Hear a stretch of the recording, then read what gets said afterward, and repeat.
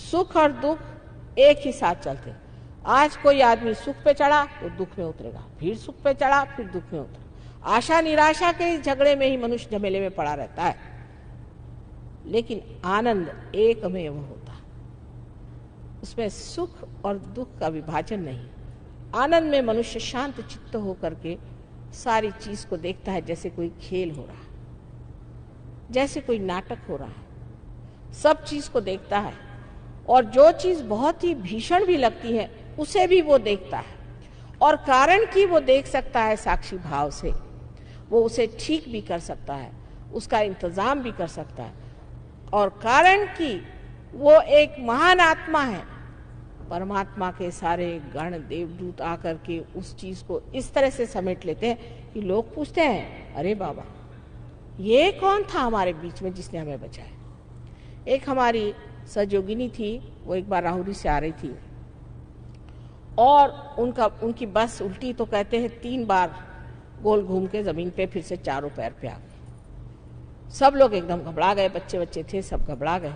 Driver घबरा के भाग गया और चाबी गाड़ी में थी। तो सब बिल्कुल जब देखा कि किसी को कोई चोट नहीं आई, कोई क्षति नहीं आई, सब हैरान। कहने लगे कि हमारे यहाँ कोई ना कोई साधु संत बैठा हुआ, नहीं तो हो नहीं सकता, ये इतना बड़ा एक्सीडेंट और हमें किसी को चोट नहीं आई। तो देखने लगे तो मेरी अंगूठी पहने हुए थे। वहाँ महाराष्ट्र में तो लोग मुझे जानते हैं, हाँ आप ही हैं, आपके वजह से। तो उन्हीं के पैर पे आने लगे, उनका मेरे पैर पे मत आई। फिर एक साहब को ड्राइविंग आती थी, वो गए, उन्होंने ले जा करके और गाड़ी ऊपर लाई, और वो सीधे सीधे फिर बम्बई पहुंच गए। ऐसे अनेक अनेक चमत्कार आपको लोग बताएंगे जिसकी कोई व्याख्या ही नहीं कर जाती। लेकिन ये चमत्कार ऐसे नहीं कि हाथ से अंगूठी निकाल के आपको दे दी या ऊपर से आपको बबूथी निकाल दी। ये तो सब स्मशान से चली आ रही थी बबूत, और कहाँ मिलेगी। और आप उसी पे फिदा हो गए कि हमें हीरा मिल गया। एक साहब हमारे पहचान के थे, वो लेके आए, मुझे हीरा दिया। मैंने कहा क्यों, आपके पास कोई हीरे की कमी? ना ना, वैसे तो बहुत है, पर आशीर्वाद स्वरूप मुझे मिला। मैंने कहा फिर आप मेरे पास किस लिए आए? मेरे पास तो ऐसा हीरा उरा नहीं है। नहीं नहीं, मैं तो आपके पास इसलिए आया कि मेरे घर के हीरे गायब हो रहे हैं। मैंने कहा ठीक, अपनी भाभी को बुलाओ। उनकी बीवी आई, उनसे मैंने पूछा, उनको ज़रा बंधन वंदन दिए। मैंने पूछा बोलिए क्या करती हैं आप? कहले मैं कुछ नहीं करती, पर मेरे अंदर एक बाबा जी आते हैं और मुझसे कहते हैं कि भाई ये सब हीरे उरे तो पत्थर है, वो मुझे दे दे। मैंने कहा वाह, आप तो घर गृहस्थी की औरत हैं, आप जिस घर में रहती हैं, जिस गृहिणी के आप हैं, जिस तरीके से घराने में रहना है, उसमें आपको 2-4 हीरा उरा तो पहनना ही पड़ेगा। आप बड़े घर की लक्ष्मी हैं, आप तो नंगे हाथ तो घूम नहीं सकती। और आप इतनी बड़ी डॉक्टर हैं, आप ये नहीं समझ पाती हैं कि अगर ये आपके लिए पत्थर है तो इस सन्यासी बाबा के लिए तो ये बिल्कुल ही बेकार चीज होनी चाहिए, वो आपसे क्यों ले रहा है? तब उनके दिमाग में ठनका, हाँ ये तो बात है। मैंने कहा अब तो गए सो गए, अब मेहरबानी करके उधर जाने की जरूरत नहीं। लेकिन उसके बाद भी पतिदेव को हार्ट अटैक आया, उनको ये बीमारी हुई, वो बीमारी।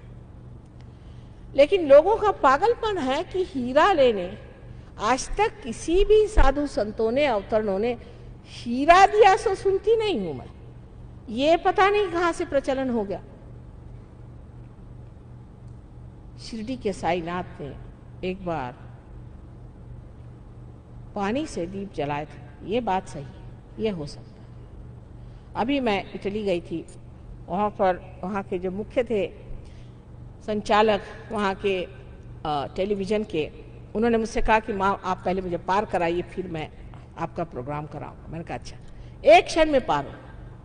मैंने उनसे कहा कि देखिए मैं चाहती हूँ कि आप पार होने से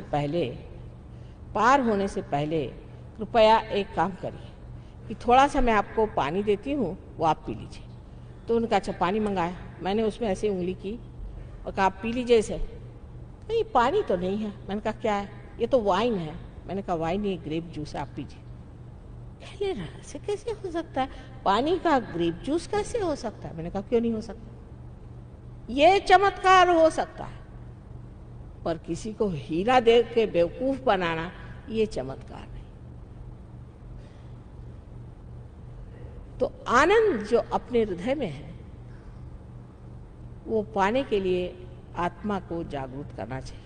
आत्मा क्षेत्रज्ञ है, वो सारे क्षेत्र को जानते हैं और वहां से वो देखते रहते हैं। लेकिन जब कुंडलिनी की आभा वहां पहुंचती है तो सारा ही क्षेत्र आलोकित हो जाता है, मनुष्य का जीवन ही बदल जाता है, उसकी सारी जो प्रायोरिटीज है वो बदल जाती है और वो एक नए तरह के जीवन में उतरता है, उसका परिवर्तन हो जाता है।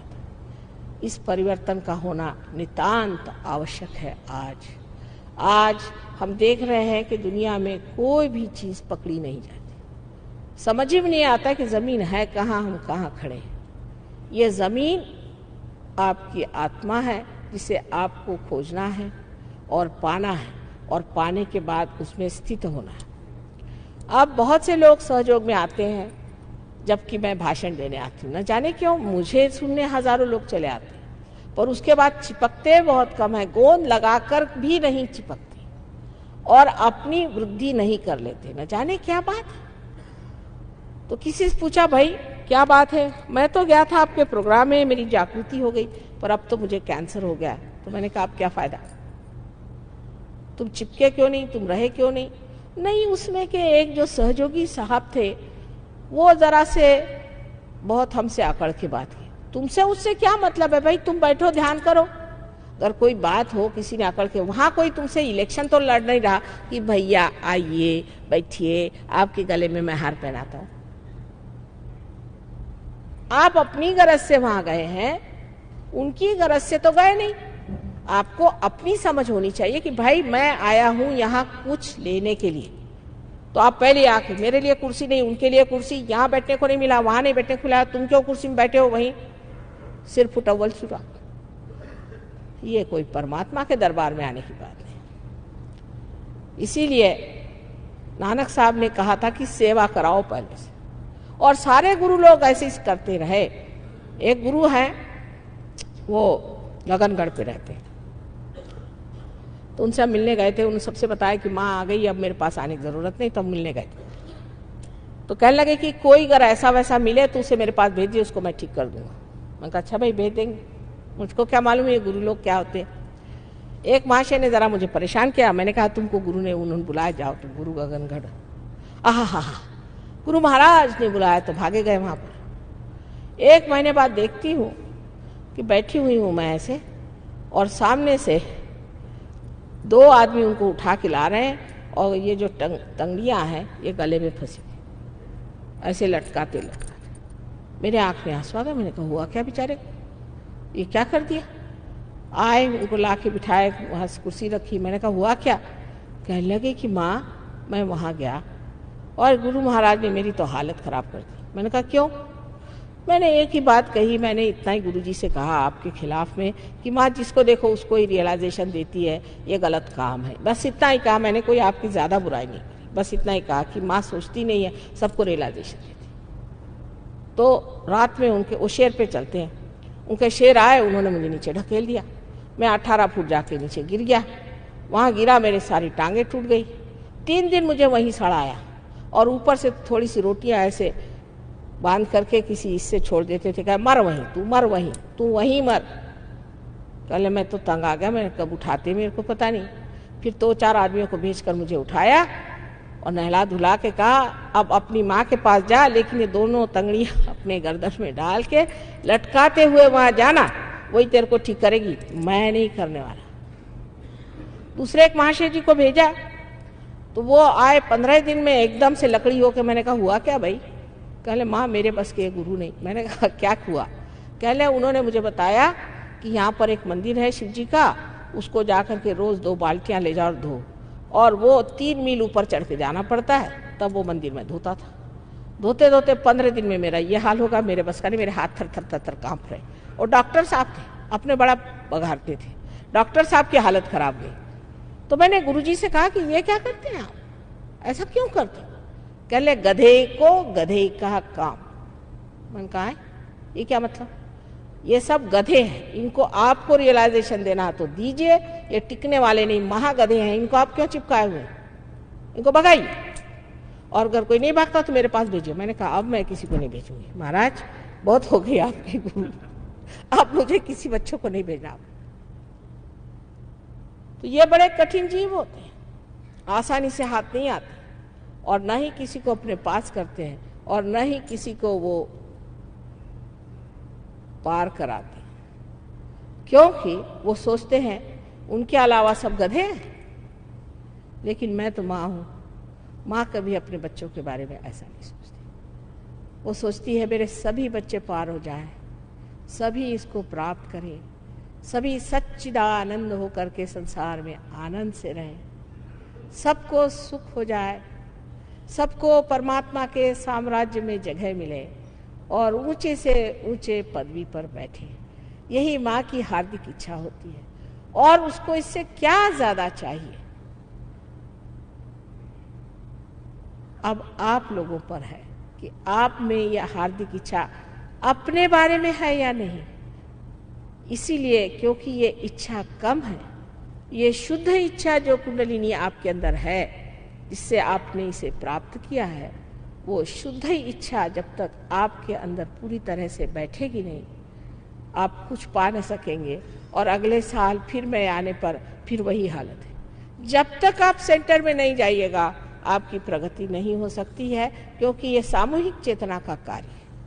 अब जंगलों में बैठने का या कहीं एक जगह बैठने का कार्य नहीं, ये सामूहिक चेतना का कार्य है। मैं बार बार आपको कहती हूँ और फिर से विनती करके कहती हूँ कि इस बार न चूकिएगा, सेंटर में जाइए, थोड़े दिन में आप जान जाइएगा कि क्या मजा और क्या चीज़। आपको किसी चीज़ की अभी मनाही नहीं, लेकिन आप स्वयं ही इस चीज़ को छोड़ देंगे जो चीज़ आपके लिए गलत है। कल समझ लीजिए मेरे इस पर अगर कोई दाग लगा है और आप कहें मैं ना देख पाऊँ तो मैं आपसे नाराज हो सकती हूँ, पर अगर मैं देख सकती हूँ तो मैं चाहूँगी कि इसे धो डालूँ। अगर आपने हाथ में सांप पकड़ा है और अंधेरे में आप खड़े हैं, कोई कहे सांप है तुम्हारे हाथ में, कहे नहीं नहीं सांप नहीं रस्सी, लेकिन जब लाइट आएगी तो आप अपने आप छोड़ दीजिएगा। सिर्फ काम यह है कि आपको लाइट के नीचे लाके खड़ा कर देना, आप अपने आप ही सारा प्रश्न सॉल्व कर सहयोग में। और जो पहले प्रणालियां होगा, एक बड़ा भारी अंतर है, क्योंकि ये माँ का सहयोग है। हमने ये सोचा कि हर एक चक्र को साफ करो, हर एक चक्र पे मेहनत करो, इसमें बड़ा समय जाएगा। इतनी जिंदगी कश्मकश की और दुख से भरी हुई है, बेहतर है कुंडलिनी को जागरण दे दो। हल्की सी धुंधली सी भी अगर रोशनी आ जाए तो उस रोशनी में मनुष्य देख पाएगा कि उसके अंदर क्या दोष है, वही स्वयं का गुरु होकर के सब चीज स्वच्छ करे। और इसी विश्वास पे सहयोग शुरू किया और कामयाब हो गया है। आज हजारों लोग सहयोग में आकर बैठ गए और बहुत बड़े सहयोगी हो गए। उन सबको याद करके और आप सबको वंदना करके मैं यही आशीर्वाद देती हूँ कि आप अपनी शुद्ध इच्छा को जागरूक रखें। और एक साल बाद जब मैं यहाँ आऊँगी, एक साल भी नहीं, मेरे ख्याल से 5-6 महीने बाद मैं फिर से आ रही हूँ, तब मैं देखूंगी कि यहाँ बैठा हुआ हर एक इंसान ने अपनी कुंडलिनी को स्थित करा लिया है और निर्विकल्प समाधि में बैठे हुए। परमात्मा आप सबको सुबुद्धि दे।